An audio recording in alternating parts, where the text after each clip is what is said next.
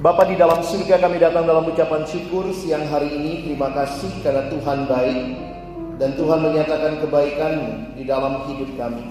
Kembali hari ini kami bersyukur, kami bersama-sama bersekutu memuji, memuliakan nama-Mu, dan tiba waktunya bagi kami untuk membuka firman-Mu ya Tuhan.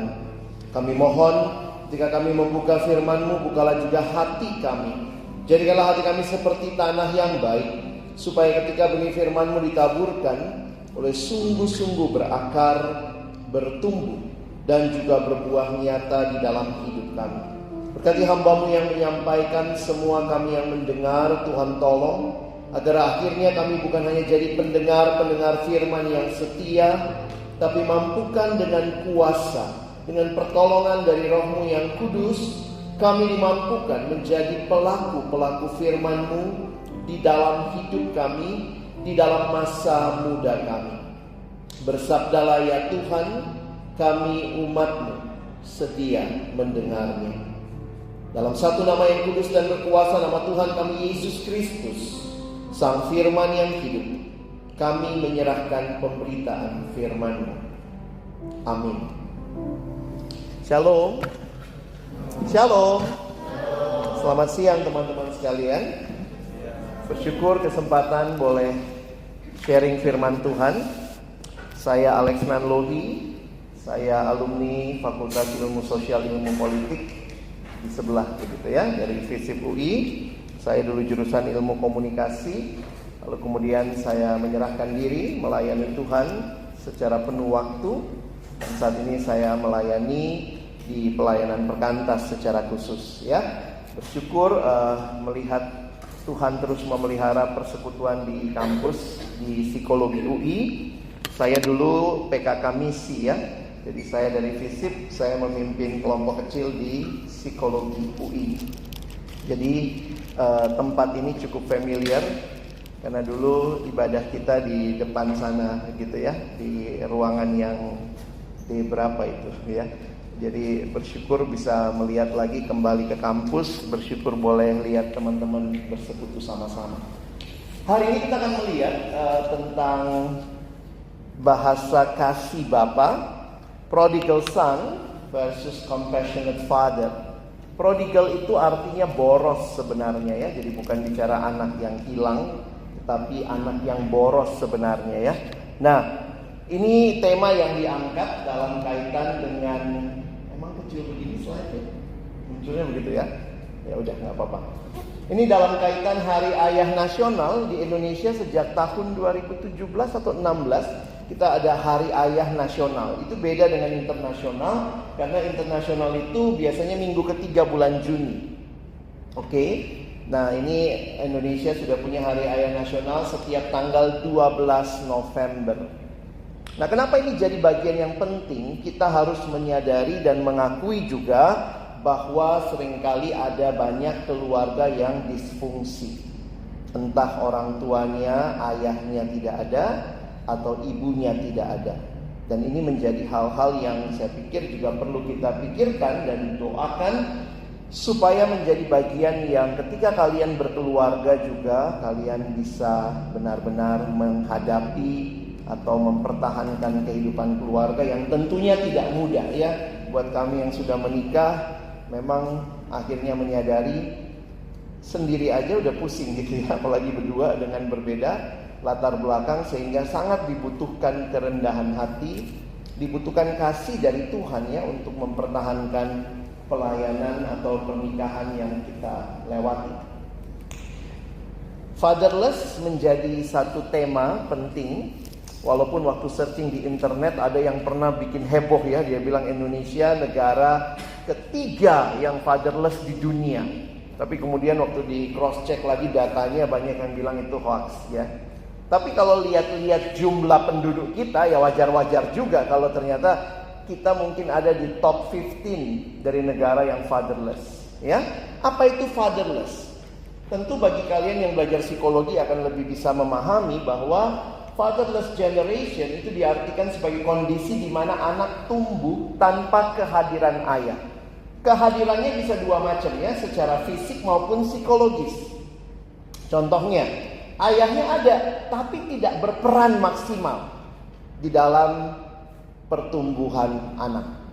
Kalian sudah belajar ya, tugas perkembangan, developmental task. Setiap tahap, setiap usia ada tugas perkembangan. Dan tugas perkembangan itu sebenarnya kalau kita meneliti dan kemudian kita pahami dari sudut pandang Kristen, itu akan terjadi dengan maksimal di dalam konteks orang tua yang lengkap.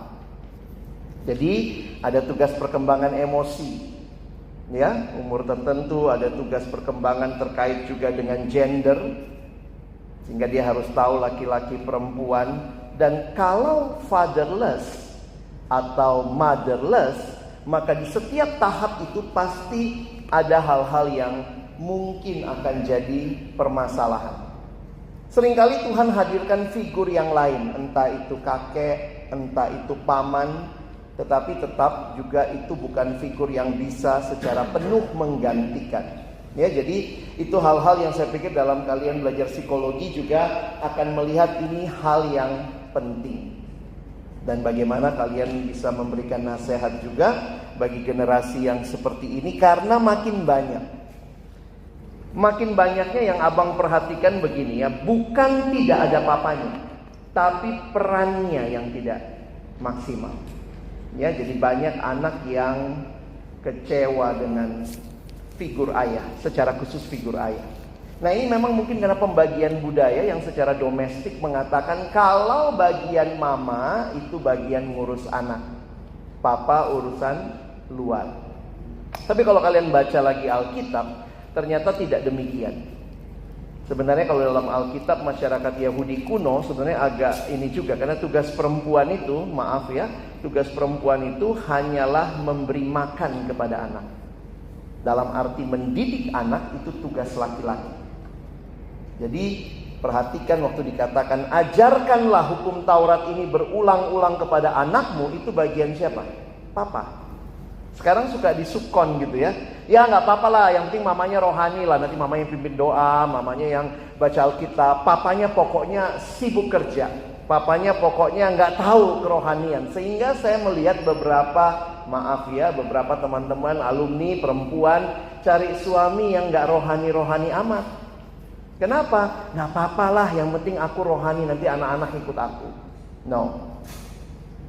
Dan juga melihat jumlah laki-laki di persekutuan yang tentunya tidak banyak, itu bikin sedih juga ya. Nah, kalian yang laki-laki ini harus ajak temanmu yang lain. Dari dulu kan psikologi kurang laki-laki ya. Nah, tapi yang kurang itu jangan juga nggak datang PO gitu ya, karena kalian adalah harapan untuk ke depan menjadi generasi yang bisa membangun figur Bapak secara khusus. Makanya banyak retret sekarang temanya apa? Hati Bapak. Wah, itu nangis-nangis semua. Kenapa? Karena sulit sekali mengampuni Papa. Dalam satu retret abang ketemu seorang anak yang datang, lalu dia bilang begini, Bang, saya susah sekali berdoa Bapak kami. Kenapa? Figur Papa saya itu jelek. Papa suka pukulin mama, pukulin kami, kalau marah tendang-tendang, lempar-lempar barang. Jadi kalau bicara Bapa kami di surga, itu baru doa begitu ya. Langsung bayangannya papanya. Sehingga dia bertanya, boleh nggak saya nggak doa Bapa kami? Terus kamu mau doa apa deh? Boleh nggak saya doa mama kami yang di surga? Ya, ini pertanyaan teologis juga ya, makanya saya bilang nggak boleh. Kenapa? Supaya kamu tahu bahwa meskipun papamu di dunia, tidak ada papa kita yang sempurna, betul? Tetapi kamu punya Bapa di surga yang sempurna, dan itu memberikan kamu pengharapan. Jadi saya bilang tetap doa Bapa kami, tapi bayangan gambaran yang kamu doakan adalah ayahmu, papamu di surga. Nah, sampai segitunya ya, generasi yang merasa kehilangan kasih Bapa. Di dalam Alkitab ada satu cerita yang Tuhan Yesus ceritakan di dalam Lukas pasal 11. Ya, abang tidak ajak kita baca semuanya karena pasti dari kecil kita sudah sering mendengar tentang anak yang hilang. Perumpamaan tentang anak yang hilang. Yesus itu ahli bercerita. Dan banyak cerita atau sepertiga dari pengajaran Yesus berbentuk cerita. Salah satunya dalam bentuk parable atau perumpamaan. Jadi perhatikan misalnya ya, saya nggak ajak baca semuanya. Yesus mulai bercerita, ada seorang mempunyai 2 anak laki-laki. Oke, lalu dia mulai ceritakan, ada yang bungsu dan kemudian ada yang sulung. Perhatikan apa yang dilakukan oleh yang bungsu ya. Oke, abang maju beberapa slide karena saya hanya akan membaca beberapa slide saja. Nanti bisa baca ceritanya ya, waktu kita terbatas. Sebenarnya kalau kalian perhatikan, ini adalah perumpamaan tentang yang hilang. Tapi perlu kita baca konteksnya, karena Yesus nggak asal nyerocos cerita itu ya. Sebenarnya Yesus lagi cerita apa? Para pemungut cukai dan orang berdosa biasa datang kepada Yesus untuk mendengarkan dia. Lalu bersungut-sungut nih. Siapa yang bersungut-sungut? Orang Farisi dan ahli Taurat. Kenapa? Mereka katakan karena ia menerima orang-orang berdosa dan makan bersama-sama dengan mereka. Memang saya suka bayangkan kalau Yesus ada di abad 21 ini ya. Mungkin Yesus nongkrongnya di kafe kali ya, bukan di gereja gitu ya. Karena seringnya sama orang berdosa nih ya. Nah ini berarti orang yang sangat rohani malah sungut-sungut. Waktu lihat Yesus bersama orang berdosa, maka ya Yesus menceritakan perumpamaan ini. Jadi perumpamaan ini ada konteksnya. Mereka sungut-sungut. Dan Yesus tidak hanya cerita satu perumpamaan, teman-teman. Sebenarnya Yesus cerita 3 perumpamaan. Domba yang hilang. Lalu kemudian ada gambaran gembala yang baik. Itu tema minggu lalu ya. Allah sebagai gembala yang baik. Lalu kemudian ada dirham yang hilang. Seorang perempuan yang cari dirham yang hilang. Dan yang ketiga ini cerita yang kita baca tentang anak yang hilang. Oke? Nah kita akan lihat hari ini khusus tentang anak yang hilang. Ada anak yang bungsu dan anak yang sulung. Siapa yang hilang? Yang bungsu. Kita bicaranya begitu. Tapi nanti kita lihat ya. Oke, ayat yang tadi kita baca 12-13. Mari kita baca ayat ini sama-sama. 1, 2, lihat. Kata yang bungsu kepada ayahnya, Bapa, berikanlah kepadaku bagian harta milik kita yang menjadi hakku.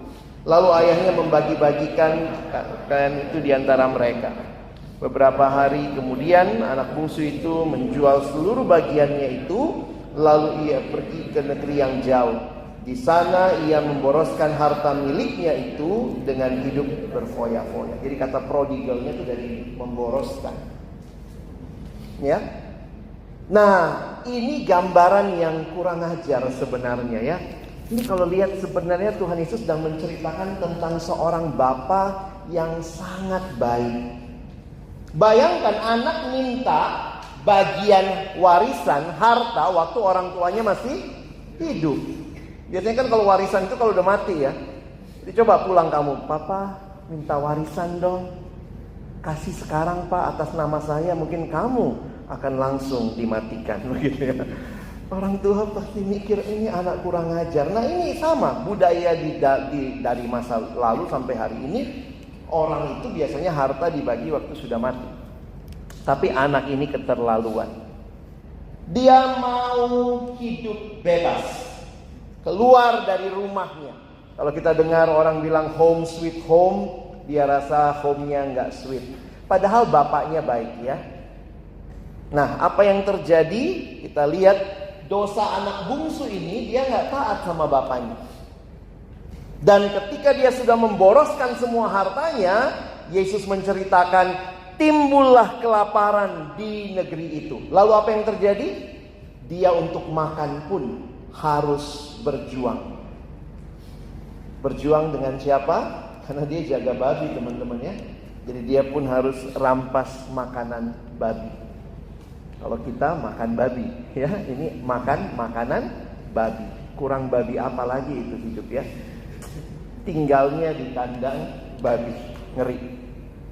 Dan ini gambaran ketika orang mau bebas. Coba lihat, ini bebasnya di mana? Kalau kalian pernah lihat ikan bebasnya di mana? Di dalam air apa di luar air? Mungkin dia bilang, wah lebih luas di luar gitu. Tapi dia bilang, saya ikan reformasi. Saya tidak butuh air. Begitu dia lompat keluar dari air, mati dia. Disinilah abang jadi sadar tidak pernah ada kebebasan yang betul-betul bebas. Semua kebebasan secara filosofis pasti terikat. Kita bebas nggak? Bebas, tapi kamu terikat sama oksigen. Kita nggak bisa bilang, saya nggak butuh oksigen. Habis kamu. Ikan keluar dari air, anak itu keluar dari rumah bapaknya, keluar dari kehendak bapaknya. Ini kalau punya anak model begitu, coba kalau kamu jadi orang tua model begitu ya. Udah minta warisan, lalu pergi jauh, ya sudah, lupakan saja. Tidak heran dalam dosa dikatakan upah dosa ialah maut. Nah, respon Bapa yang Yesus gambarkan ini luar biasa. Kenapa? Karena respon Bapanya ini Bapa yang mengasihi. Teman-teman, kita mungkin beda konteks, beda budaya, jadi kita kurang paham. Jangan lupa, Yesus bercerita untuk orang-orang Yahudi, orang Farisi, ahli Taurat yang punya konteks perjanjian lama. Mari kita masuk sebentar ke dunia perjanjian lama. Maka anak itu, kalau kalian perhatikan, anak itu akhirnya sadar, pulang saja ke rumah Bapa. Nanti baca ceritanya, anak itu dia persiapkan kalimat. Kalimatnya apa? Dia bilang begini, Bapa, aku telah berdosa terhadap surga dan terhadap Bapa. Lalu kemudian, sekarang jadikanlah aku orang upahan. Jadi saya membayangkan dari kandang babi, dia bilang, aduh aku udah gak makan, pulang aja ke rumah. Di rumah Bapakku banyak orang upahan. Gak apa-apa deh, pulang kali ini jadi budak Bapak. Makanya dia udah latihan tuh ya. Saya membayangkan dia latihan di jalan. Ya Bapa, aku telah berdosa terhadap surga dan terhadap Bapa. Jadikanlah aku orang upahan Bapa. Jadi di perjalanan dia terus sudah ulang-ulangi kalimat itu. Kira-kira begitu ya. Nah, maka bangkitlah ia pergi kepada bapaknya ketika ia masih jauh. Nah ini menarik. Ketika ia masih jauh, ayahnya telah melihatnya. Kira-kira kenapa bisa melihat? Beberapa penafsir mengatakan ini sikap Bapa yang terus-menerus menunggu. Makanya dia terus lihat. Dia terus lihat. Teman-teman, perumpamaan ini agak unik ya. Kalau kita bilang domba yang hilang, siapa yang aktif mencari? Gembalanya. Kita lihat dirham yang hilang, siapa yang aktif mencari? Perempuan yang punya dirham itu. Tapi begitu sampai di cerita ketiga, seolah-olah bapaknya pasif. Karena yang pulang kan anaknya yang sadar, lalu dia pergi kepada bapaknya. Tapi seorang penafsir Alkitab mengatakan, no, ini bapak yang aktif. Kenapa? Dari jauh ayahnya telah melihatnya, lalu tergeraklah hatinya oleh belas kasihan. Dan ini bagian yang sangat berbeda. Apa itu? Ayahnya itu berlari. Siapa yang harusnya lari ke siapa? Ini kayak film India gitu, lari ya. Coba bayangkan, siapa yang lari? Masa orang tua disuruh lari ya? Makanya ini seorang penafsir menafsirkan ini, dia bilang begini, Yesus memberikan perumpamaan yang sebenarnya akan shocking buat orang dalam konteks itu. Seorang pria Yahudi dewasa yang sudah jadi bapak itu tidak akan berlari seperti itu. Jangan, kalau kita bayangan kita kan papa-papa sekarang sportif ya, itu bayangan kita kan. Ya papa gua kayak friend kok bang. Iya itu, tapi bapak lu bukan bapak yang zaman kuno ya. Kedua, kalau dia lari, dia harus angkat jubahnya, dan itu memalukan. Bagi laki-laki Yahudi tidak boleh menunjukkan kakinya di depan orang. Makanya jubah mereka itu sampai ke tanah. Jadi bayangkan kalau dia lari, dia harus angkat jubahnya, dia mempermalukan diri. Kira-kira demikian. Sehingga ini satu tindakan yang extraordinary. Lalu, lihat lagi saudara, merangkul, mencium si anak bau babi. You know, this is God's love. Bukan kata-kata, tapi tindakan. Kalau kita bicara 5 love languages, nah ini bukan cuma afirmasi ya. Woi anakku, balik, papa sayang kamu ya. Tapi dipeluk teman-teman ya. Bisa bayangkan itu bau babi gitu ya.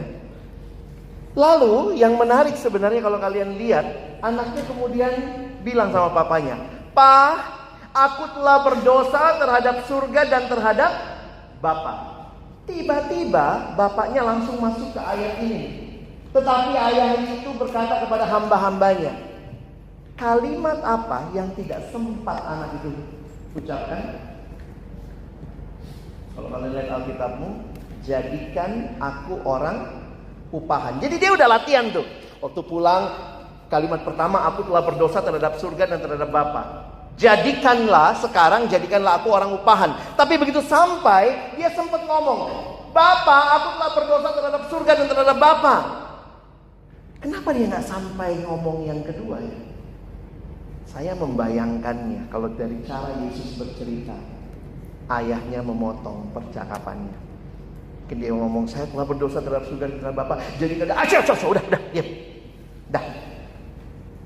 Ayah itu berkata kepada hamba-hambanya, papanya lebih duluan ngomong. Dan ini juga kalimat-kalimat penting. Sekali lagi, kita bukan orang Yahudi 2000 tahun lalu. Kita kurang mengerti konteks. Perhatikan kalimatnya. Lekaslah bawa kemari jubah yang terbaik. Pertanyaan abang, jubah siapa yang terbaik di rumah? Jubahnya siapa? Jubah papanya. Ingat zaman itu tidak mudah, orang punya pakaian lalu ada jubah.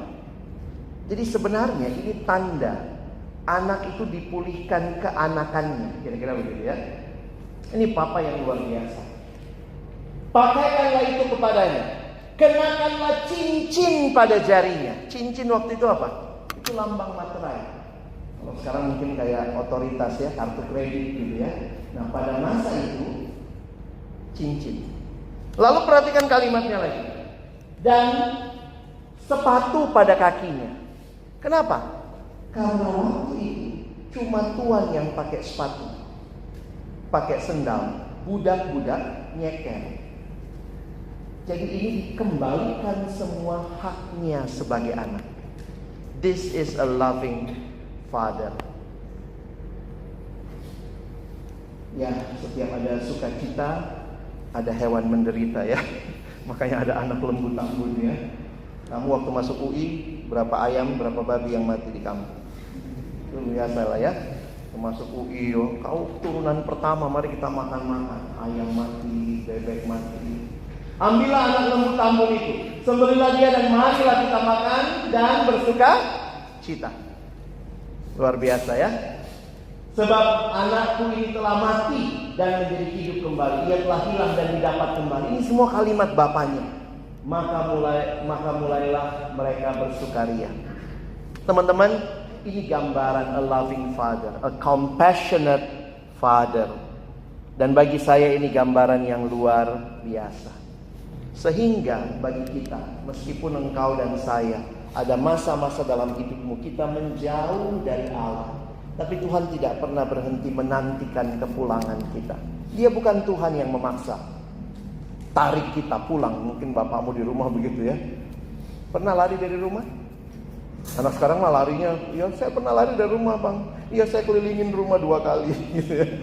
Gak jauh-jauh amat sih larinya ya.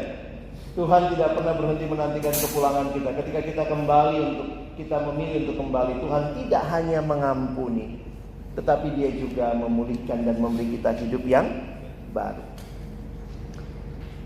Bagian yang kedua, yang terakhir, yang sebenarnya kadang luput dari penglihatan kita adalah bagian tentang anak sulung. Sebenarnya ini kalimat yang luar biasa juga, karena anak sulung ini gak mau masuk teman-teman. Lihat ayatnya.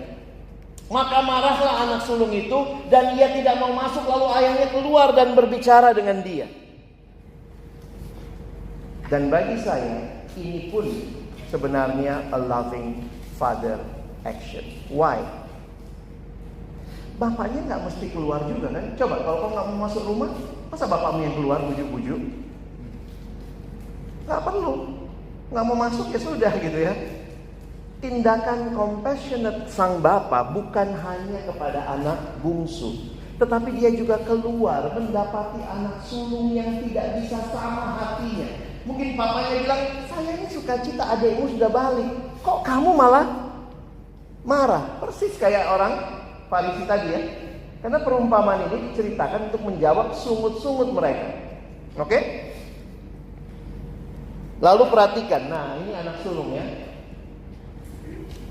Dia menjawab ayahnya, telah bertahun-tahun aku melayani Bapa dan belum pernah aku melanggar perintah Bapa.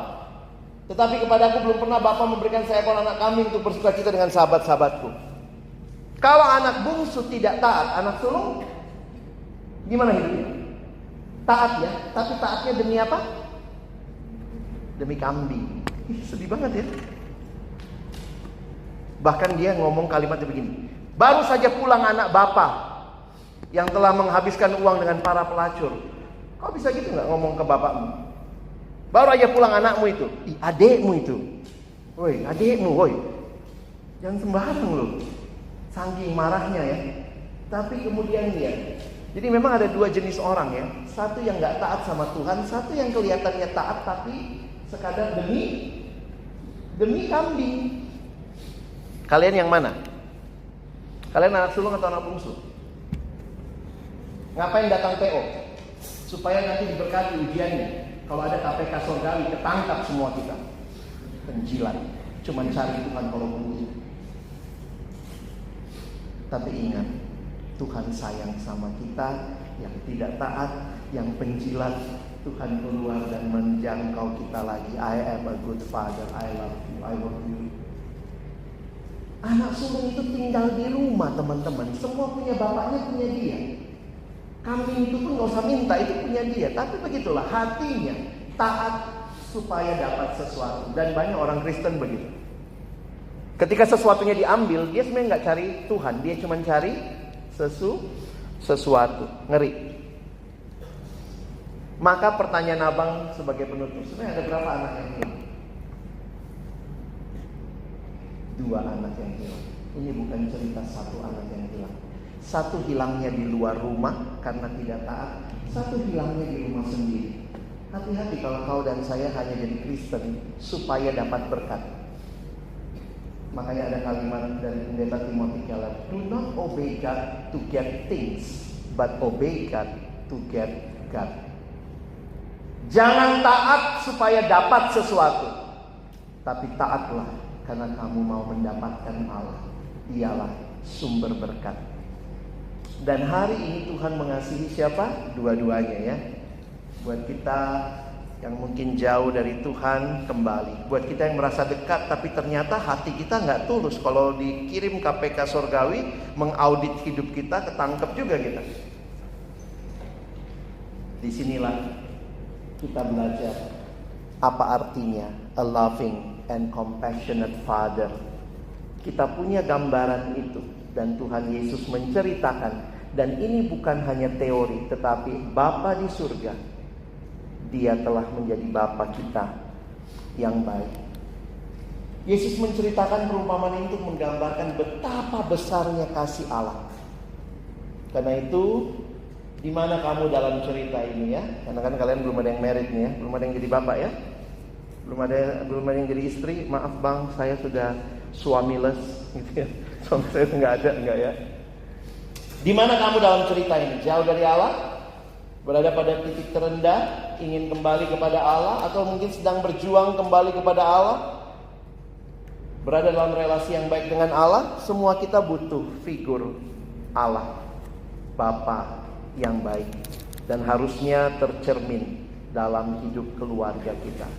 Doakan kalau keluargamu baik-baik saja, puji Tuhan ya. Juga ada yang mungkin terus berdoa untuk figur ayah, figur-figur yang penting kamu miliki untuk pertumbuhan dan perkembanganmu. Saya senang dengan gambar ini. Seorang bapa yang baik, yang peduli dan mengasihi anaknya, yang anaknya bisa percaya dan datang kepada bapaknya. Ini artinya percaya, dia bisa berserah.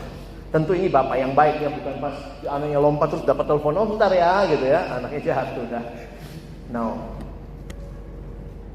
Bersyukur Alkitab kita ada figur bapak, dan karena itu kalau kalian nanti satu waktu Tuhan percayakan berumah tangga, Milikilah figur Bapa itu. Yang perempuan, carilah suami yang juga mengasihi Tuhan. Kalau dia mengasihi Tuhan, pasti dia mengasihimu. Seharusnya begitu. Kalau maksudnya dia sayang sama kamu juga ya, tapi bukan berarti kalau cowok itu mengasihi Tuhan ya dia mengasihi pasangannya. Tapi kalau dia cuma mengasihi kamu, dia tidak mengasihi Tuhanmu. Hati-hati ya. Jadi abang tutup dengan mengajak kita untuk mempelajari cerita Yesus, merefleksikannya, dan kiranya ini menjadi bagian yang penting kalian juga perjuangkan di dalam generasi ini, sehingga ada figur-figur seperti itu. Kalaupun tidak sempurna orang tua kita, ingatkan bahwa kita belajar Alkitab, kita lihat figur Bapa yang sempurna. Selamat memperingati Hari Ayah, jarang-jarang ya. Kalau masih punya papa di rumah, tanggal 12 nanti bikin something lah for him ya. Say something, give something. Ya, kalau saya udah nggak ada, papa saya udah di surga begitu ya. Jadi ini kesempatan. Ini masih tanggal berapa nih? Belum 12 kan? Ya, kalian bisa say something. Kalau jauh di kampung, di kota lain, kirim WA, kirim SMS, mungkin bisa telepon. Mungkin mereka nggak sadar, tapi kadang-kadang kita juga jarang ngomong langsung ya. Makanya kalau ada momentum tuh kayak ya udah sekalian lah gitu ya. Say what you feel in your heart and pray that your father may be a good father for your life and for your family. Let us pray. Tuhan, terima kasih untuk kesempatan belajar, bukan belajar dari kasih orang tua, ayah yang tidak sempurna. Karena kami ada dalam dunia yang tidak sempurna, mungkin kami juga sedang kecewa dengan orang tua, khususnya ayah kami. Tetapi kami punya Bapa di surga, Bapa yang mengasihi kami, peduli dengan kami. Dan kiranya kami boleh menjadi orang-orang yang meneruskan kasih itu di dalam keseharian hidup kami. Terima kasih, kami bersyukur untuk firman-Mu. Tolong kami bukan cuma jadi pendengar firman, tapi boleh jadi pelaku-pelaku firman. Dalam nama Yesus kami bersyukur, kami berdoa. Amin.